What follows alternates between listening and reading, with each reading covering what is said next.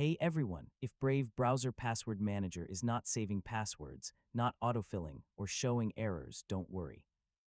In this guide, I'll show you simple fixes to get your password manager working again. First, make sure password saving is enabled in Brave. If this is turned off, your browser won't save or suggest any passwords. Next, close Brave completely and reopen it.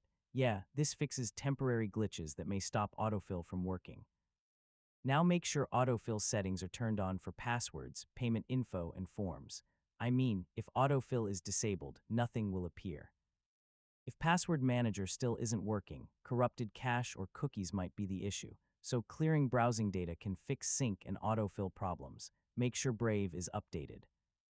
You know, outdated versions can cause Password Manager bugs or sync issues. Some extensions, especially privacy or security tools, can block password saving. So disable extensions temporarily and check again. If you're using Brave Sync, make sure passwords are included in Sync. Yeah, if passwords aren't selected, they won't appear on other devices. Another option is resetting password settings to default.